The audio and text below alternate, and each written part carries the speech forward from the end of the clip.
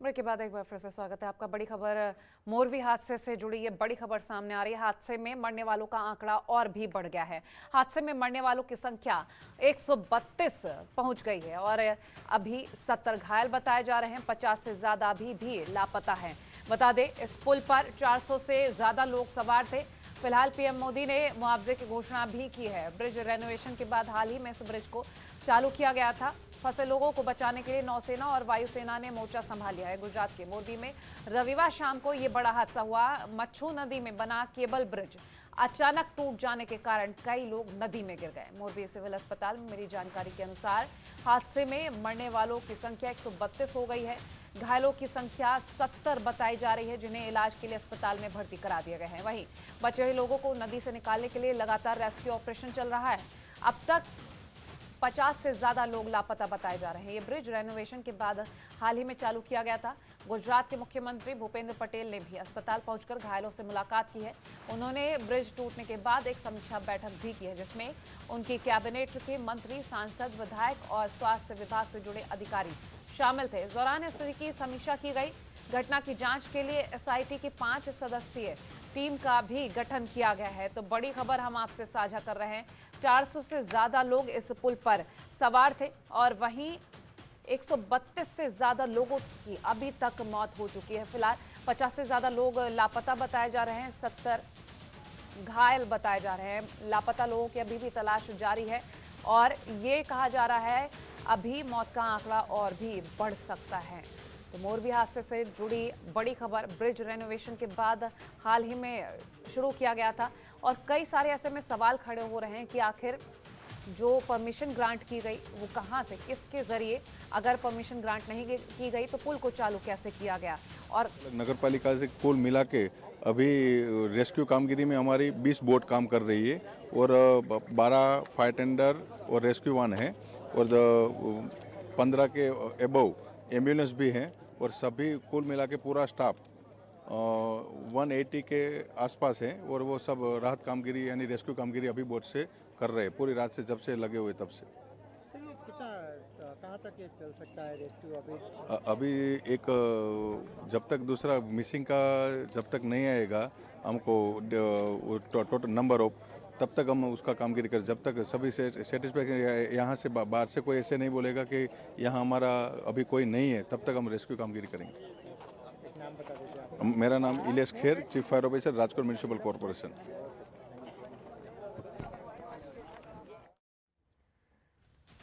तो ये बड़ी और अहम जानकारी है। रेस्क्यू के वक्त की तक कुछ तस्वीरें हम आपको दिखा रहे हैं। जब लोगों को बचाने का प्रयास किया जा रहा था, अचानक पुल टूटने से 132 से ज्यादा।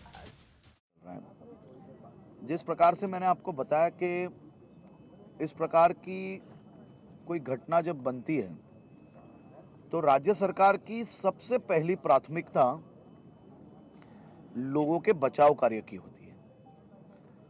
बचाव कार्य के साथ साथ उनकी सारवार की जिम्मेदारी सरकार की होती है। राज्य सरकार ने ये दोनों काम बहुत ही जल्द चालू कर लिए। खास तौर पे ये घटना 6:30 बजे बनी। 6:50 से हॉस्पिटल में पेशेंट्स को पहुंचाए गए। जिला तंत्र राज्य सरकार के द्वारा खास तौर से आसपास के सभी जिलों से एम्बुलेंस, 108 की टीम, डॉक्टर्स की टीम यहाँ पे पहुंचाई गई और खास तौर पे जिस प्रकार के घटना बनी थी उसको देखते हुए मुख्यमंत्री श्री ने आसपास के सभी जिलों के हॉस्पिटल्स में सभी प्रकार की तैयारियां करने की सूचना दे ली थी। मोरबी के सभी प्राइवेट हॉस्पिटल्स को सरकार द्वारा सूचना मिली थी कि अस्पताल में कोई भी पेशेंट्स यहाँ से लाए जाए, उनकी ट्रीटमेंट तात्कालिक चालू किया जाए, उसकी जो भी कुछ प्रोसीजर होगी वो सरकार द्वारा की जाएगी। मोरबी की प्राइवेट हॉस्पिटल्स के सभी डॉक्टर्स एट द मोमेंट ये व्यवस्था में लग गए थे और कई पेशेंट्स की अभी भी ट्रीटमेंट चल रही है। पेशेंट्स को ज़रूरत लगे तो राजकोट किस प्रकार से ले जाए उसके लिए भी व्यवस्था बना ली गई थी। साथ में ये पूरे विषय की गंभीरता देख के मुख्यमंत्री श्री ने कल अहमदाबाद से निकलते हुए एक हाई पावर कमेटी की रचना की थी और हाई पावर कमेटी की रचना के साथ ही उनको रात को 2 बजे तक सबको अलग अलग शहर जिले में ये लोग पोस्टेड है। सभी अधिकारियों को कहा गया था कि रात को 2 बजे तक मोरबी में रिपोर्टिंग करना है। पूरी हाई पावर कमेटी कल रात 2 बजे से ही इसकी तहकीकात में लगी हुई है। आज भी पूरा दिन और आने वाले दिनों में यहाँ पे तहकीकात करेंगे। उसके साथ ही जो एजेंसी ये ब्रिज का काम संभालती थी, उस एजेंसी पे क्रिमिनल दफ़ा 304, 308, 114 के मुताबिक उन पे केस दर्ज हुआ है। कुल मिला के अभी तक 132 लोगों की मौत ये दुर्घटना में हुई है। सर सुबह होते ही फिर से एक बार रेस्क्यू ऑपरेशन शुरू किया गया है।